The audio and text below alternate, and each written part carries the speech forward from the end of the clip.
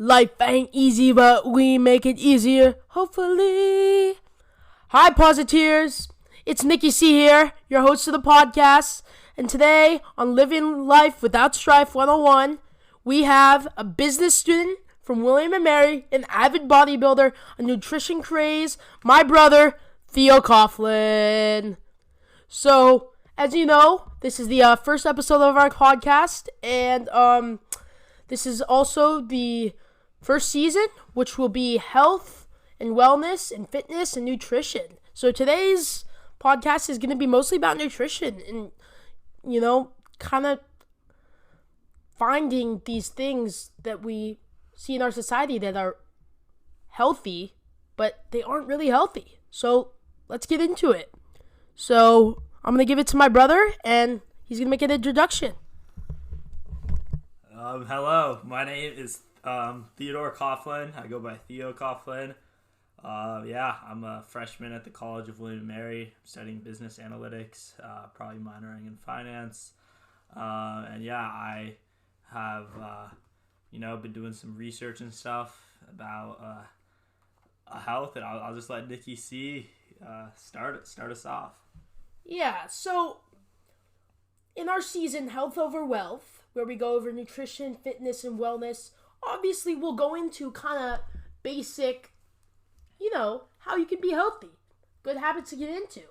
But I think one thing that really brings us here today is we look at how healthy habits that we have been doing all of our lives and have been supposedly keeping us healthy and leading us to a life filled without inflammation may be false. There may be interest group influences that are corrupting the system and giving us false information. So we're going to get into that today.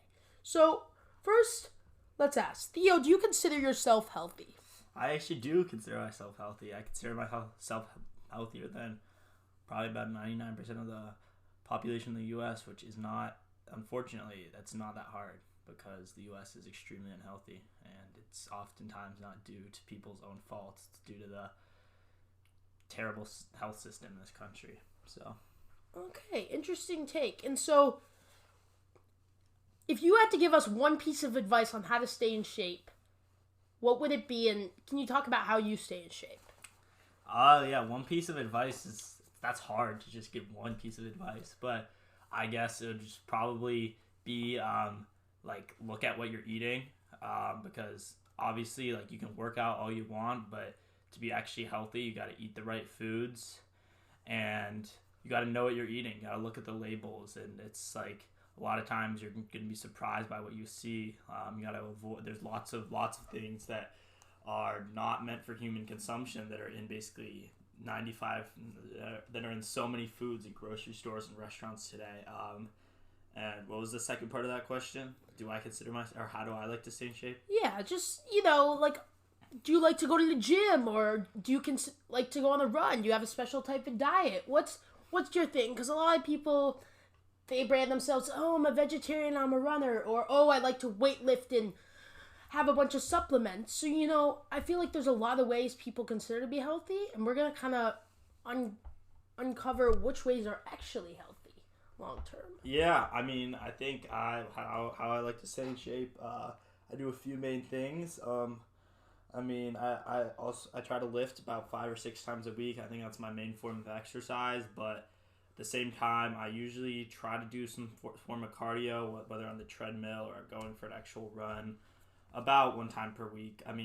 I used to be a rower in high school, which is not that long ago, and then I was definitely in better cardiovascular shape than I am now, but I don't think just doing lots and lots of cardio does not mean the best. That does not impose greatly for your health, just doing lots and lots of cardio. So, and also I think... Could you elaborate on that? Why would... Well, the problem with cardio is it can affect other parts. If you do I'm not saying running isn't healthy. I honestly just don't enjoy it, but for me, it just really depends what your goal is. For me, my goal is to maintain a bigger stature and put on muscle, and cardio, doing too much cardio can prohibit that. So kind of finding that balance. Yeah, exactly. And again, if you don't want to put on muscle, do cardio. But it really comes down to just doing exercise and doing what you feel good, but also you all want to be outside, get some vitamin D. You got to be outside for at least an hour a day, whether you're just walking or whatnot, because sunlight is very important for human health, and that's one thing that people in this day and age are oftentimes lacking. And when you're working inside for 8 hours a day and then go home and watch Netflix, it's just not. I'm not saying you can't do those, but you got to be outside for a significant amount of time, because sunlight is something that's crucial for human health and body functions. Yeah, I think we do see a lot of humans focusing on their 9-to-5 job and kind of just relying on the internet. But you got to realize the environment has so much to offer, and that's why we can't destroy it. And that leads us into our next question. When you eat, do you consider the environmental cost, and do you consider the economic cost? Or do you kind of just disregard those and try to eat healthy? Well, for me, oftentimes I say I live two eating lives, because when I'm at school, I'm on the meal plan, so I have to eat at school, which is oftentimes very hard to eat healthy, and basically there's no food that's healthy, and so it's sort of just trade-offs, and you have to pick one thing. So I would say when I'm at school, I'm sort of just trying to find the healthiest food possible, and that's mostly what I'm focused on. And then again, when I'm at home, I'm oftentimes not really. So I sort of just eat what's in the fridge, and I try to pick out the healthiest thing, and it's definitely what miles better than what I'm eating at school, and better ingredients, which means it's healthier basically.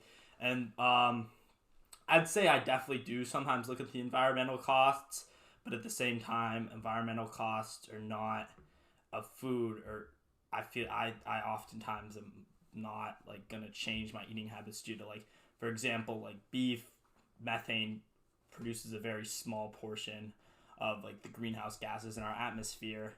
But the thing is, why should I stop eating beef when it's a micro percentage of that, when there's people riding private jets and factories producing tons and tons of carbon emissions that's not there's processed foods, although they may not be made from cows, but at the same time that they're made in a factory that's producing greenhouse gases. So it's really hard to find something that's completely environmentally friendly.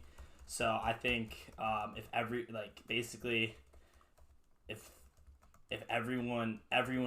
just needs to sort of focus on themselves and don't emit tons into basically, once the billionaires stop riding private jets, I'll focus on what I am eating. But yeah. Well, to correct you here, methane accounts for 25% of the global greenhouse gas production global emissions from EPA.gov. It says 20%.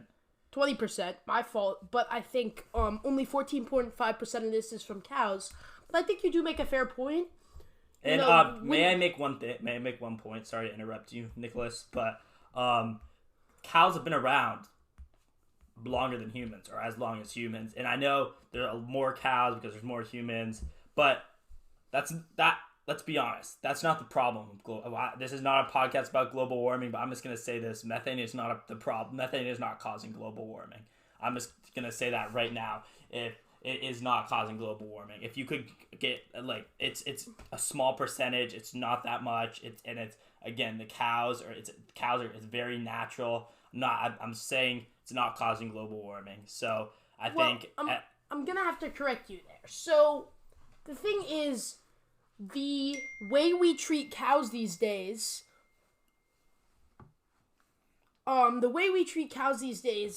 is actually definitely a cause of global warming. So 14.5% of greenhouse gas emissions from cows, or from livestock, mostly cows.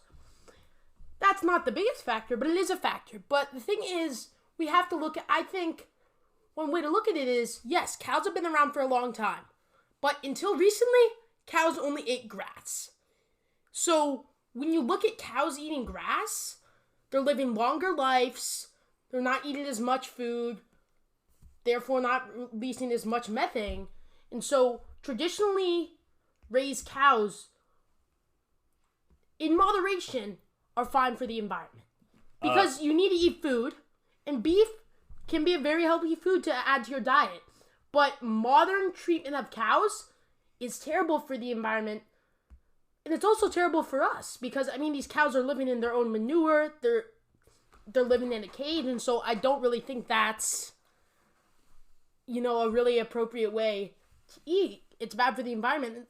It's bad for you. I completely agree. That's why I'll always, prefer grass-fed and grass-finished beef over, the normal beef. It's not that much more expensive, and it's tastes better, and it's better for the environment, and it's better for you. There's really no downsides to it besides the price, which is, I think, what you were trying to get at your question earlier. But I think, there's a saying now, pay the grocery store now or pay the doctor later. Would you rather spend a little more money now to be eating better ingredients and feeling better and being healthier, or would you rather be at 80 years old sitting in a wheelchair and wishing, oh man, I wish I had real food instead of having all those seed oils and that junky beef? And obviously, if you can only get regular beef, go ahead. I mean, when I'm at college, the beef I'm eating is not grass fed. It's probably not even real beef, but it's just about what you can get. So yeah, I agree with you 100%. Yeah, well, I think one thing. So you referenced the pay the doctors later, pay the grocery stores now, and I think that's a good point. But one thing that we see across America is people are eating beef and claiming it is healthy, and beef is healthy. But eating beef to the point where your whole diet is based off it is not actually a traditional way, because you see that if every human ate beef that much, the environment would have even more detrimental cost, and the cost for humans would be insane. When you look at it, you see that in history, humans did strive to find animals because animals were a great source of food. But they didn't always find animals. So you find that they had a balance of meat and plant-based products. And so I think a lot of people say, oh, my whole diet is based off meat. Meat is good, but it's not sustainable for everyone, price-wise.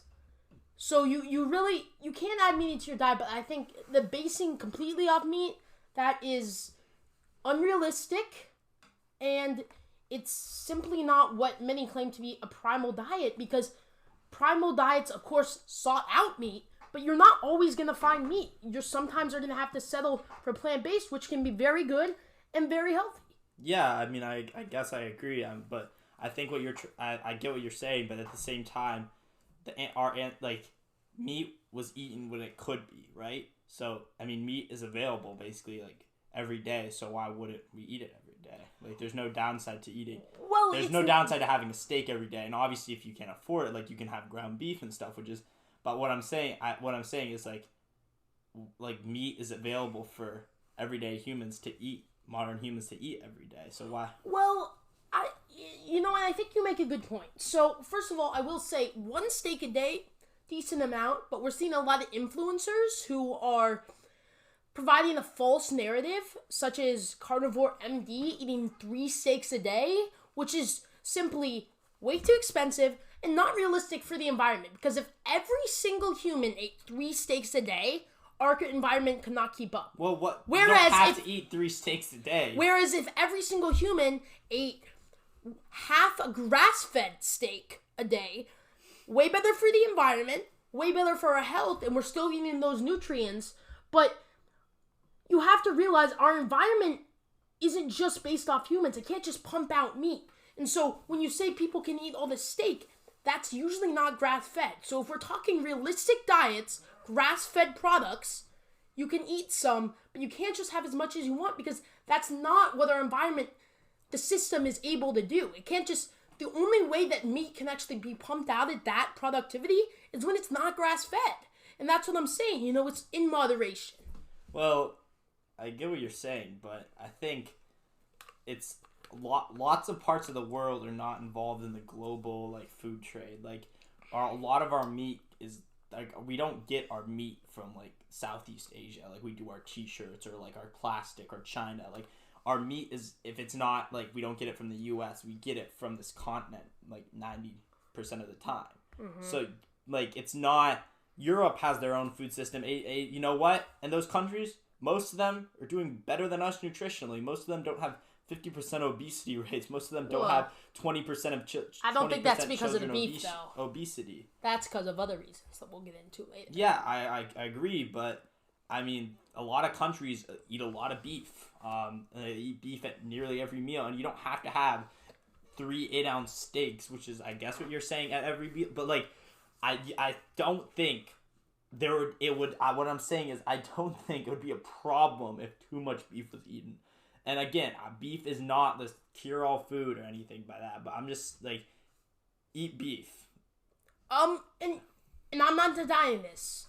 A grass-fed steak or grass-fed beef would be good for you, but environmentally, economically, it's not sustainable to eat beef at every meal. There's so many other meat options. There's so many plant-based options that are just as healthy and cheaper and better for the environment, which we'll get into later. And you have to realize the system of animals in an eco-friendly way, and in a way that is not destroying our world, but is also healthy for the animals, which is healthy for us because it's grass-fed. Not that much beef can be produced. In the world, you were saying that people can eat beef at every meal worldwide. Not grass-fed, not good for the earth, and not good for you. So I think it's in moderation, and we have to factor all these other animals and things into our diet. But to move on, like you said, Europe is doing a lot better than us. Or Asia. And I think these are fair points. Though smoking rates are way higher in Europe, somehow they still have way healthier aspects to their diet. And I think that's because of a thing that we are learning about now called seed oils. So what's your take on seed oils? How are they bad for us? Seed oils. Oh, that is a very controversial topic these days. And yeah, I mean, seed oils at basis are just oils that come from seeds. I mean, it's in the name. But the thing is, it's not just an oil that comes from a seed. It's not like you can get, for example, grapeseed oil. Can't take it. Everyone has seen the seeds in grapes. They're tiny. How do you make oil from that? You want to know how? In giant factories. It's industrial. It's only been used in the past century. It's not a oh, this is my ancestors use this. No. And actually, for example, the first seed oil, Crisco, was a car lubricant. And then they wanted a bigger market, so they lobbied the FDA in the US, and bam, there it goes. And then now seed oils, mainly in the US, the use has been skyrocketing, and there's no sign of them going down just because the lobbying is relentless. And seed oils are also extremely cheap. Canola and palm oil, two of the biggest seed oils, extremely cheap, and basically you'll find in every single processed product in a grocery store will have some sort of seed oil, whether it's soybean, canola, palm, grapeseed, rapeseed, the list goes on, and it's just corn. It's just really bad. And just general vegetable oil. That's usually combinations of those. And so I think the way I analyze what you just said is I'm going to mostly agree with you, Sam, but I'm going to add on what we're seeing with non-grass-fed products, non-cage-free eggs, kind of just genetically modified products, and seed oils that are not made to eat. I mean, if you look at the seed of a grape, like you said, you look at a sunflower seed, those have fats in them. But then, when you take those seeds and you put them in a big container in a huge industrial factory with hexane, which is a dangerous chemical that can cause very detrimental effects to your nervous system, you are essentially, it's not good for you anymore. Your body does need healthy fats. So yeah, you eat a seed, and it can be decently healthy. But if you process that in an unnatural way that's terrible for the environment, not sustainable, and using all these terrible processed chemicals, of course it's going to be bad for you. And I think why we're seeing this is because the world we live in, people aren't trying to be healthy. the food business is based off people trying to eat as much food as they can, as they enjoy. And if we all took a step back and realized, okay, we are eating too much food. We eat less food, but we eat healthy food, we eat nutrient-dense food, our bodies will be satisfied, the environment can start to recover, and yes, per pound of food, maybe it is more expensive, but when you're eating these large amounts of food, especially like seed oils and processed sugars, your body is telling you to eat more, and so you're going to eat more in an unhealthy way. So what we see is a world where people are eating too much food, too much unhealthy food, too much non-grass-fed, non-cage-free, non-organic, non-GMO food. And that's the problem. And so if we really took a step back and said, okay, yeah, olive oil is more expensive, but we have a little olive oil compared to a lot of seed oil. Olive oil will make us more full, won't make us want to eat more, better for the environment, actual food, organic, it's gonna work. But when you see seed oils, they're just not a natural food. I mean, if you can tell me that you can take a sunflower seed and you can make oil, it's just not a thing. Well, yeah. Do you want to know how many sunflower seeds you need to make 5 tablespoons of sunflower oil, which is like the average American eats 5 to 10 tablespoons of seed oils a day? Do you want to know how many sunflowers? How much? Enlighten me. 2,800. If you can eat even 1,000 sunflower seeds a day, I would be more than impressed with you.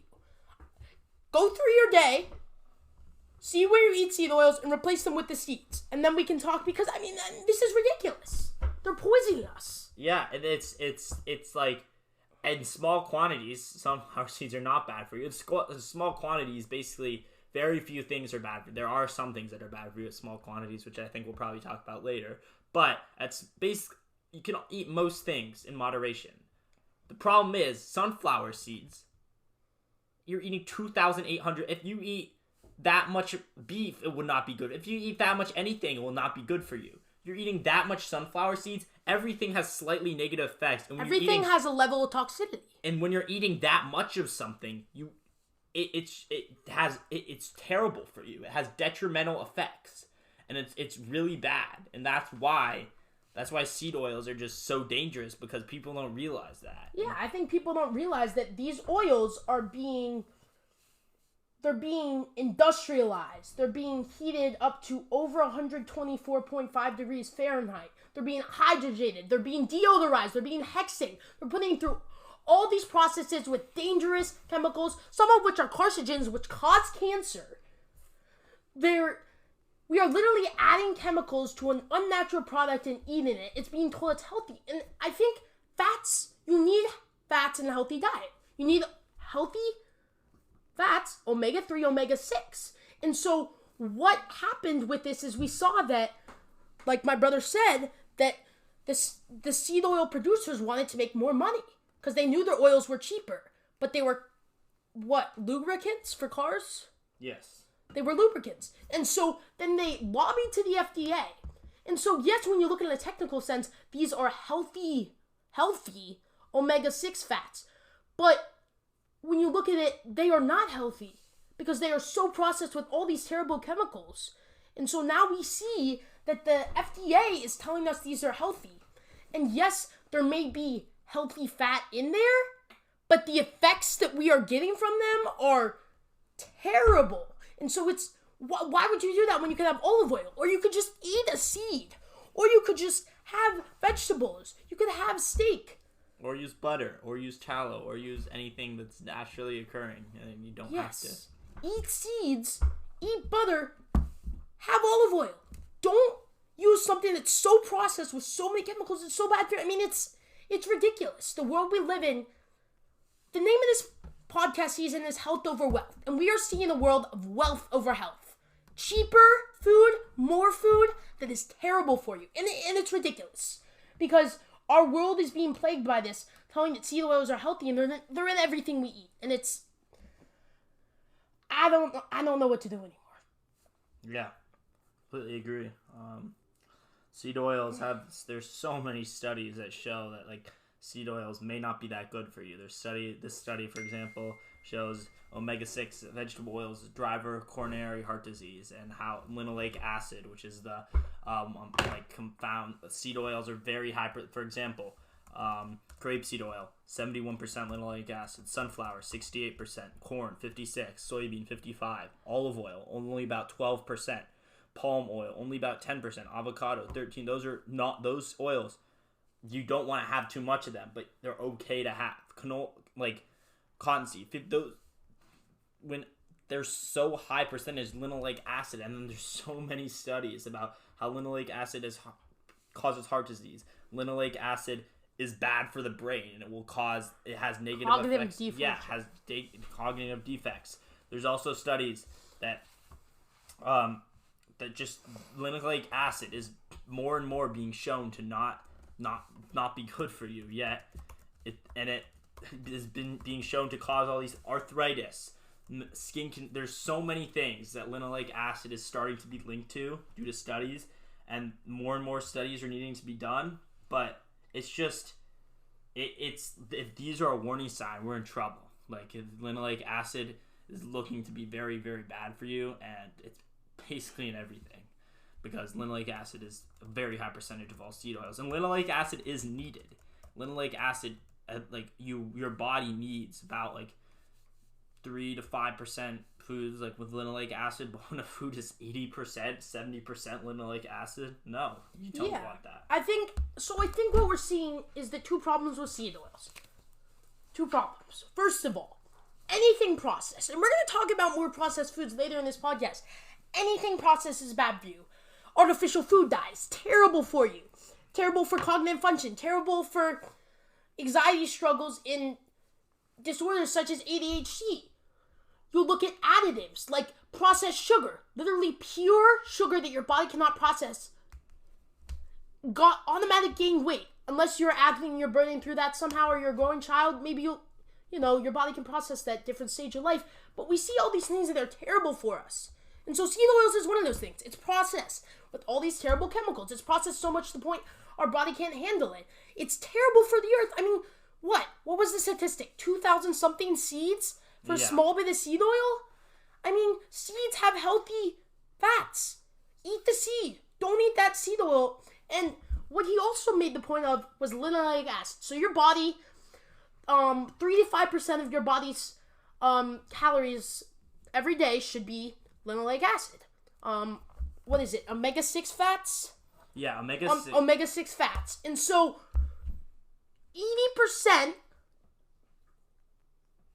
is that seed oils are 80% linoleic acid? No, you can see here the grapeseed, they're not 80%, but they're all significantly high percents. And olive oil and avocado oil, which are not seed oils, still have linoleic acid in them. And it shows you don't want too much olive oil. Olive oil has 12% linoleic acid. Yeah. Up to 27%. That's the thing. You need to look at the extra virgin olive oils, the one that has the lowest linoleic acid. That's some olive oils are just, they add in seed oils to make it cheaper. Yeah, because or we need to figure out quality over quantity. Mm-hmm. Or avocado oil, 13%. And so, here's the problem. You're taking these unnatural oils that are terrible for you, and you only need 3 to 5% of your daily calories from linoleic acids. So you're eating seed oils, let's say, who knows, you eat a Nature Valley bar, seed oils in it. Are they more than your amount of linoleic acids? And that's the problem. When you have too much linoleic acid, when you have too much of anything, it is going to cause problems. So it's causing inflammation. It's causing worse cognitive function. It's causing nausea. It's causing all these things. And that's what people don't realize. People don't realize that you need to eat everything in moderation, but because our food industry is so based on profit, it's putting these things that you can easily eat too much of, and it's bad for you, and they're already bad for you because they're so processed. So one argument is that you can eat expeller pressed canola oil or expeller pressed seed oils, which are seed oils that aren't, they're not processed with hexane, which is a terrible chemical. They're not deodorized to get rid of the smell. They're not heated over 124.5 degrees. but it's still bad for the environment, and it's still producing seed oils, which you can easily eat too much of. And, when you eat too much seed oils, they're associated with cancer, dementia, heart disease. They're associated with all these things because when you eat too much of something, it's not good for you. And I think what this leads us into is people are just eating too much processed foods. Because you look at processed foods, artificial food, that's terrible for you. Genetically modified foods, your body isn't processing them. They're just not natural. You're altering foods and how they were made. You see these highly processed sugars that your body can't process are just super high in chemicals that your body can't process, and it's just not good for you. You look at something like raw sugar or honey, antioxidants, some vitamins maybe. It's something more natural because your body does need sugar, but it can't process this fake sugar. So, Theo, how would you give us some advice to avoid processed foods, to avoid these things that, seed oils are one of these many things that most seed oils are processed. It's also everything in moderation. So everything in moderation in processed foods. What would you say on that? Well, for me personally, I used to eat chips all the time. Hot Cheetos were my favorite. I'd basically every weekend you catch me with the bag of chips in my hand. Now I avoid all those.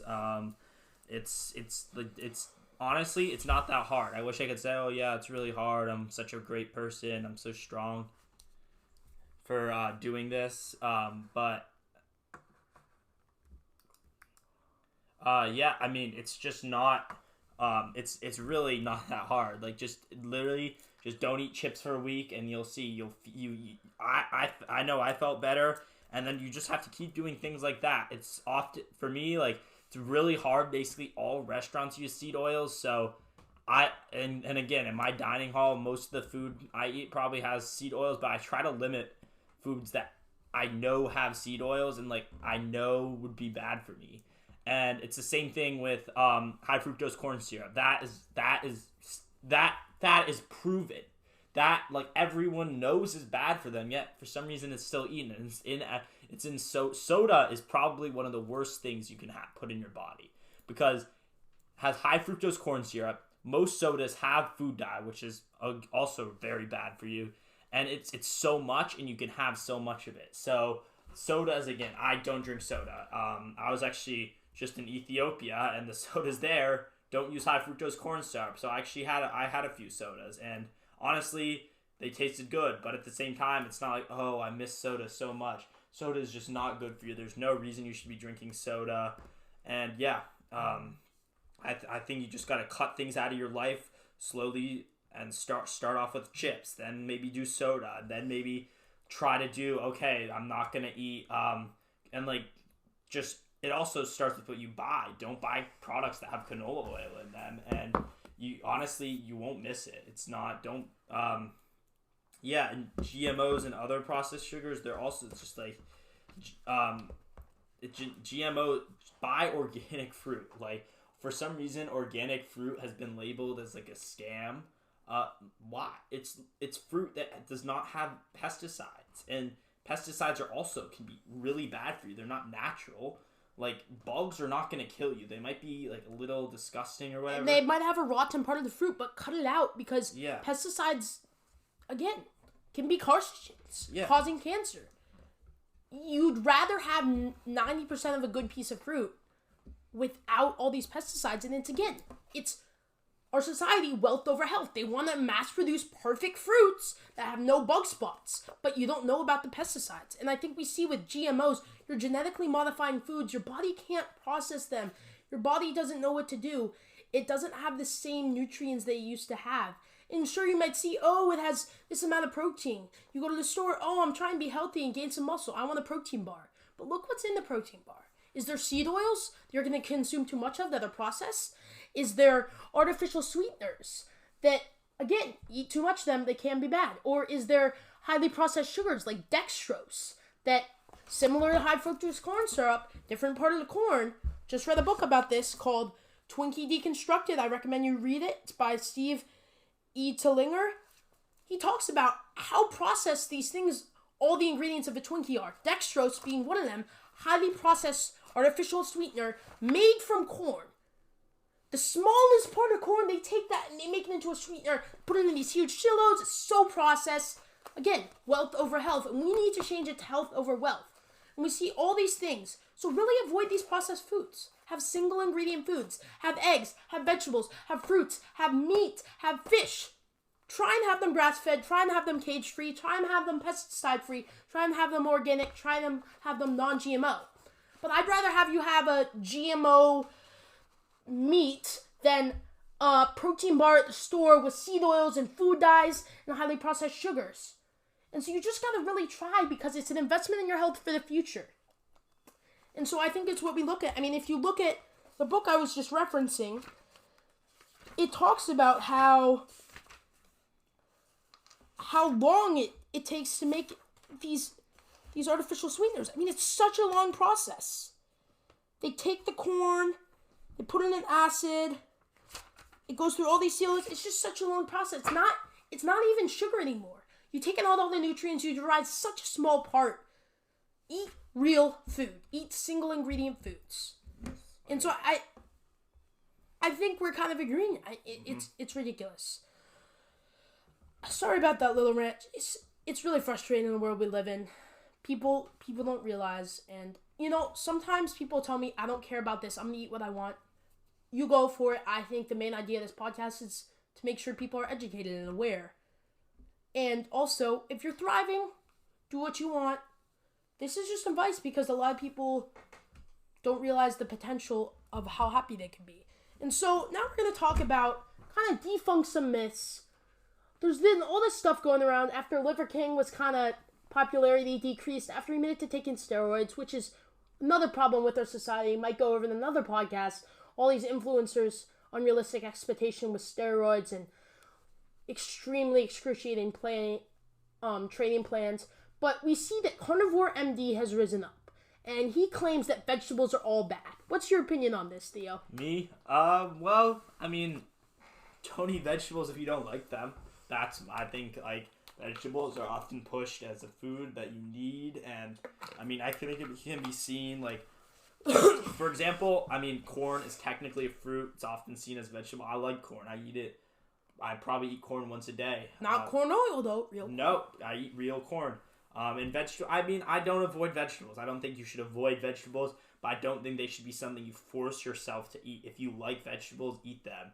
Like lettuce, green beans. They have benefits. But the thing is, like everything, too much has downsides, and also they're not as good as you've been told they are not as good for you as you've been as. How so? The thing with vegetables are the vitamins and the nutrients in them are often not as bioavailable because most vegetables were not meant to be eaten by humans. That's the difference between fruit and vegetable. That's why the classification. I fruit is the prize. Fruit is what you pick. Apples, oranges, bananas. Those are, you all pick the plant. Yeah, the bright nature. They are meant to be eaten. Potatoes, carrots, tomatoes. Those are in the ground. Actually, tomato is a fruit. But potatoes, carrots, like beetroot. Those are all in the ground. They're not meant to be eaten. Yeah, celery. They're the leaves. They're the stems. There's the roots. So they often have. A lot of them are very high in phytic acid, which is plant defense. Plant defense chemical. Yeah, plant defense. They're full. Those are all full of those. And while they may have benefits, you can get those vitamins from other sources of food, and you don't need to be eating this thing. And even if you are, you're getting your vitamin A or B or C or vitamin whatever from these foods, it's not going to be as good. It's not going to be as bioavailable, and your body won't process it as if you get it from better sources like liver or beef or basically, most stuff. So I think this is an interesting, or fruit, yeah. This is an interesting good take. So I will say that this is correct. Vegetables do have plant defense chemicals. So when you say they're not meant to be eaten, that's kind of a two-sided argument that we're not looking the other side of, because vegetables aren't meant to be eaten, or the plant does want you to eat fruit. Plants want you to eat fruit because this is something that comes out of their flower. It has their seeds in it, so when you eat that, you poop out the seed, they can keep growing, and it's something that they don't need to survive. And so yeah, plants do want you to eat fruit, but one could argue plants don't want you to eat their stems and roots and leaves, of course, because that's how they survive. But animals don't want to be eaten. That's how they survive.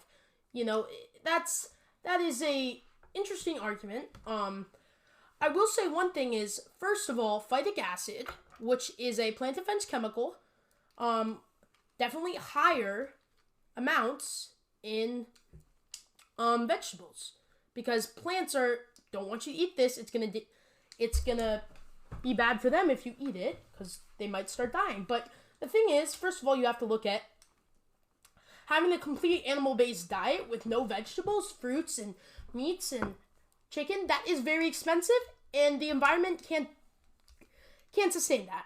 For everyone around the world, it's just not scientifically. If you look at history, humans didn't just eat that. Yes, they did have that fruit, that honey, that meat, that egg, that chicken, those meat and animal-based parts of their diet. But you have to realize that's always not going to be there. So when you have that potato, the potato, yeah, it might have phytic acid. But phytic acid, though it can inhibit the absorption of some nutrients, of zinc, iron, and maybe it's magnesium or potassium. I think one of those. You can still get vitamins. You can still get some other nutrients. Yes, you might not be absorbing as much. You might have to eat more plants. But plants, better for the environment. They're also cheaper. And you can also see that, like, when you cook something, when you ferment something, phytic acid goes away. And phytic acid isn't completely bad. If one were to go and have a processed food, and then they were to go home and have some vegetables, phytic acid is actually a blood sugar regulator, I think it is. It can help regulate your blood sugar. So it would be anti-diabetic.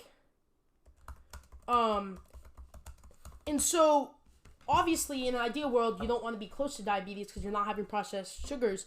But though phytic acid does limit absorption, it protects against insulin resistance and an antioxidant. And generally, you might want to avoid it because you want to get your iron, you want to get your zinc. But you can do this by many things. First of all, say you eat vegetables with garlic. That is actually a food that's going to help you absorb nutrients even more. So you counteract that phytic acid. You could actually get positive effects from phytic acid and absorbing a lot of nutrients from the vegetable that's cheaper, that's better for the environment, and also has a good taste. See a lot of traditional dishes with vegetables. And then you get those good effects. You could also see you're cooking a vegetable, phytic acid goes away, you ferment it, you soak it, a lot of phytic acid goes away. And there's a lot of combinations. Like garlic and pepper can help you absorb certain nutrients. So there's a lot of traditional combinations of vegetables or spices that can help you absorb more. And there's a lot of traditional ways to cook it. But I think a lot of people, they'll just have like raw cauliflower, raw broccoli. Maybe cook it. Maybe do something with it. Because those traditional ways of making them, they have reasoning. But having raw fruit, raw pepper, corn, tomato, those can be fine. But if you prefer to cook them, do that. But I think phytic acid, it can be bad. It can limit absorption. This is true. But it also has positive effects. And you can counteract its negative effects, meaning it can actually be better than non-phytic acid foods, lower in phytic acid in some ways. So what would you say about that? Because phytic acid can limit absorptions. And there's less bioavailable nutrients, but it can have positive effects, and you can counteract it. Well, you can't really counteract it. Like garlic, I forget the exact word, but garlic will help the absorption of nutrients. Yeah, but like, why not eat garlic with something that doesn't have phytic acid and it will help it? The phytic acid is bad for you. There's no way to get around that. You can say all this stuff. Basically the benefits you listed were extremely general and antioxidant. There's so many other things that are antioxidants, and it's really like phytic acid is not good for you. No matter, you can say all you want. Phytic acid's not good for you. Okay. However, you are denying facts, though. how am I denying facts? Phytic acid is an antioxidant. That doesn't mean it's not good. That doesn't mean it's... Okay, but some of the effects that you might have from a lack of minerals, an antioxidant would cancel them out, and insulin resistance. There's no canceling out in health. Health isn't a checklist, and like it's different for every person. But phytic acid in general is just not a good. It is not a good It is not a good nutrient. Like, it is not good for you. It doesn't have a positive effect on your health when it prevents nutrients into getting in your bloodstream, which are needed. That, like, you can say all you want that it's an there's so many foods that are in other things that are antioxidants. You don't really need your foods to be an antioxidant. Like, it's just... That's a good point. But when you say it is not healthy for you at all... That's not what I'm saying. I'm saying it is not good for you. That the bad things... I'm just saying, like, the good things are not that good, and the bad things are bad. It's like anything has slightly positive benefits. What slightly positive benefits does added sugar have? Added sugar. Processed sugar. Processed sugar does not have any, but anything natural, I think, does have a slightly, wheat, flour. Like, there are some tiny benefits of flour. Like, it's not the greatest thing for you, but it's just like, it's not. You shouldn't be eating vegetables because of phytic acid, and you should honestly be avoiding them. And I gotta reword that. You should not be avoiding vegetables because of phytic acid, but just don't eat. Like, it's just, your argument was not like you were saying, oh, garlic's so great, which I agree with. But if you eat garlic with beef, then you get the vitamins from beef or liver. Then you don't have to counteract anything. So. But if you eat garlic with vegetables, you add other spices, you can get the same amount. You can, maybe not the same amount. Sometimes you possibly could. You can also bake, cook, ferment, and that gets rid of phytic acid scientifically. So you are getting nutrients for cheaper. Some people don't like the taste of meat. Some people can't afford that. And so you're still getting the nutrients. And yes, you may get less. And the phytic acid may inhibit some of the absorption. But if you eat more vegetables, still for a cheaper price, you're still getting the nutrients. And vegetables can help with that insulin resistance. When you're cooking vegetables, you also you lose the phytic acid, but you also lose some of the nutrients. And that's the same for beef, is it not? It is. But it's the same thing, but like, you can't say, oh, you cook vegetables, everything's good. You're taking away the nutrients, which is why vegetables are often sought after. So if you eat raw vegetables, it's really a trade-off. So, but it's not, phytic acid isn't cutting off all the absorption of every single nutrient. It's not, but it has a major effect when I feel like you're sort But if you eat a lot with garlic, you're enhancing the absorption of it, and you can cook out some of the phytic acid. You can also say, like, nothing is perfect. Like, beef, a lot of saturated fat, which can clog up your bloodstream. It's not bad for you. How is saturated fat not bad for you? Saturated fat is not bad for you. Let's see the websites that you're going to look up and say like, LDL cholesterol is not the determiner of blood cholesterol for most people. Like, the cholesterol, like, for example, like, when you get your cholesterol, it is not your LDL cholesterol. They're not, like, completely related. How so? Because that's not, it's your if you, like, when you eat food, it's digested. Your food does not just go straight into your blood. Like, think about it. If you just ate cholesterol and it just stayed in your body forever, yeah, obviously it'd be bad. That's not how food works. You poop. Your food goes out. Like, it's not, Nick. It's just not that, like. If you're just gonna look through this book, like, sure, go ahead, but saturated fat is not that bad for you. I mean, it just feels like you're denying some ways of science, because yes, your body needs saturated fat, but it's less than 10% of your calories should be saturated fat, so you can't eat all this beef and butter. You could have small amounts. I mean, I am very anti-frying because frying is only done with seed oils. Yeah. Seed oils, especially when you heat up oil to that much, it doesn't have saturated fat. It's oxidized, even more terrible for you, and it can taste bad. So frying, don't support it. And if you want to have that frying taste, have butter. But you can't do that in large amounts because when you have more than 10% of your daily calories are saturated fat, it's not good for you because the saturated fat can start accumulating if you have too much, and it can clog up your arteries. And it's not a direct correlation between cholesterol, but a lot of these animal-based foods also have cholesterol. And so, yeah, you're right. It's not a direct correlation, but they add up over time, and it's more than a lot of plant-based foods. Plant-based foods are not that good for you, though. Your body needs meat. I'm not denying that. Veganism is not scientifically possible in this state of time because you literally lack B12. You are lacking a nutrient you cannot get from from a plant-based product. I am not vegan. I eat chicken. I eat eggs. I eat turkey. I have milk. I have cheese. Yeah, but you're not eating the pure. You drink skim milk. You eat reduced fat cheese. Because having too much saturated fat is bad for you.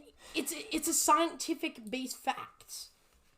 And if you can't provide reasoning behind that, it has been proven that LDL cholesterol does not have the effect on your blood cholesterol. How so?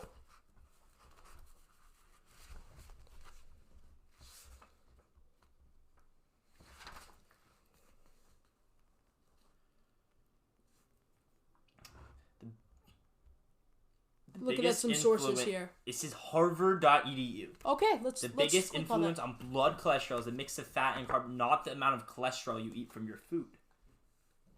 Let's click on the source here. We're looking at harvard.edu, one of the most reliable sources you can probably find.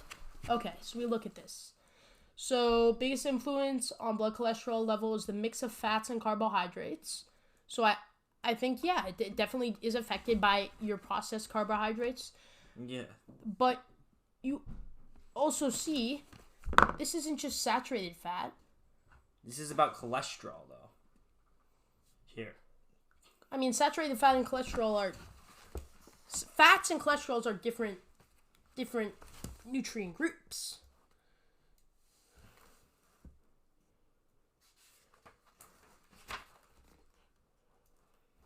Okay, I think we should just move. I think we're not going to change each other's minds.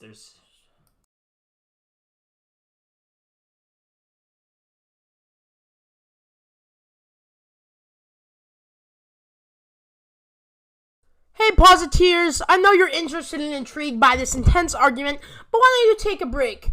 Walk around, get some water, have some milk, have a pepper. Take a break and listen to the advertisement built in time. Though this podcast is not big enough, Living Life Without Strife Season 1, Episode 1, not big enough to be sponsored yet, we are going to take these ad breaks, so when hopefully it does get big enough, we can take real ad breaks. So today, our two unofficial sponsors are yoga and solar panels. So, yoga, a way to relax, rejuvenate your muscles in a recovery way, building strength, core mobility, and flexibility. A fun thing to do with friends that you can do anywhere. Yoga, a life of love. Our next sponsor is going to be solar panels. Solar panels, an easy way to get your power. Eco-friendly, cool, and simple. You can get it your own. A solar panel powered from the sun. Light, a life of light, a life of success. Thank you from our sponsors. So, Positives, we took a little break to get some water, confirm some research, and I think we're going to kind of conclude now. We'll finish talking about fats and cholesterols here. So I think what you can see is that too much of anything is bad. Me and Theo have a little disagreement on vegetables. I feel like you can really get the nutrients you need for a cheaper price. You can have nutrient enhancers. You may not get as much as meat, but you can get it for cheaper, for better for the environment, and you can kind of cook out the phytic acids. And vegetables so have fiber, which you will not find from animal-based things, and healthy sources of fat, healthy proteins, and so it may not be Vegetables don't have healthy proteins. You're just saying. How would you say that? What vegetable has protein? Peas. What? Not you. You have to eat so many peas. It's like you need protein from meat. It's like. I think a great source of protein is meat. And I think, sorry, a little disturbance there. But you can eat a good amount. You may not digest them as well as meat. I mean, you won't digest them as well as meat. But you can cook, and you can get these proteins to a more digestible point. And again, you can add spices. You can add these things that have been eaten for centuries. Yeah, I just want to tell you, like, the protein that comes from peas is terrible protein. It does not have the amount of I forgot how many amino acids there are, but there's so many. Yeah, and it's your not body a complete needs all amino of acid. them. Your body needs all of them. But quinoa has all the amino acids. What? Quinoa. Quinoa also does not have that much protein. It's not high protein food. Like, it may have more protein per, like, some 100 grams. That's usually what they use. But 100 grams of, like it's not possible. Like, you're talking about expensive. Do you know how much quinoa is? Do you know how much 1 cup of quinoa costs? It's like probably a lot of quinoa is very expensive. But what I'm saying is, with all these things like whole grain rice, it can give you all these nutrients that if you don't have a complete animal-based diet, and some of them can be like, you shouldn't have too much, but like they can give you good nutrients, and it's better than having these highly processed carbs that, they maybe give you this pure carb, but it doesn't have any antioxidants, any nutrients, and it's hard for your body to process. I'm not saying to eat processed carbs. I don't know. I just think you can get all these nutrients. It will be harder to get it from meat. I mean, it will be harder to get it from these animal-based things, but if you cook them right, if you don't process them a ton, and you just keep those nutrients, you can still get a decent amount. And so I think we can see that, yes, an animal-based diet is an option, but in general, you can have too much of anything. You can't have so much saturated fat to the point where your whole diet is based off that. You also definitely avoid seed oils, and so I think we see a lot of things. So what would be your closing statements, Theo? I don't know. Just check what you eat. Avoid, basically what I think one good rule is basically think how something's made. Something you think was made in a factory or has to be made in a factory. Like, you can't make Doritos. Like, you can't just make homemade Doritos. Don't eat them.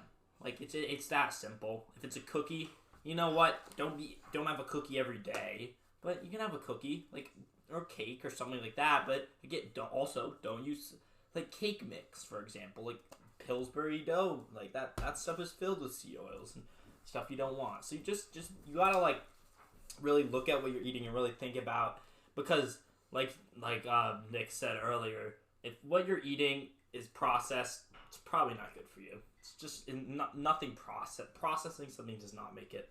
It has no positive effects and only has negative effects. Even stuff like processed lunch meat, it's better to get your protein. Well, it can't have positive effects. You could get a pure carbohydrate from white bread, but the negative effects way outweigh the positive effects. Yeah, that's true. Yeah. So I think the conclusion we see from this: avoid genetically modified foods, eat organic, eat grass-fed, eat cage-free, eat vegetables, eat fruit, eat meat. Not cage-free, pasture-raised. Cage-free is a scam. Pasture-raised. Cage-free is a scam. How so? Cage-free only means they have 1 square foot.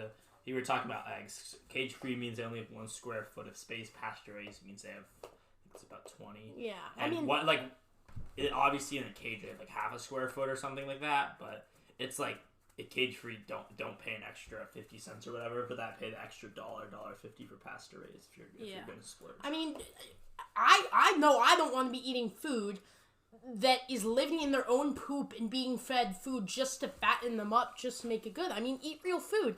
And I think, we'll see you shouldn't eat so much whole wheat food because they do have some things that inhibit absorption. But, if you cook them, if you add the right natural spices, I'm not saying go and process it, you can get the nutrients you need from whole wheat and vegetables. But what you need in your diet, because they also have fiber, also add meat into your diet, but not so much because you can have too much saturated fat. So just eat in moderation, eat natural. I wanted to thank Theo for coming here today. I think we had a great conversation, had some disagreements. I'd like to say we looked at all our sources, make sure they were pretty good. We might have got small specific numbers wrong, but I think we were pretty good, and just trying to help everyone live life without strife and wealth over health. Thank you, Theo. Have a great day. Thank you. Thank you, Life Without Strife crowd, and thank you, Nicholas Coughlin, for having me on this podcast. All right. Thank you, Positeers. Have a good one.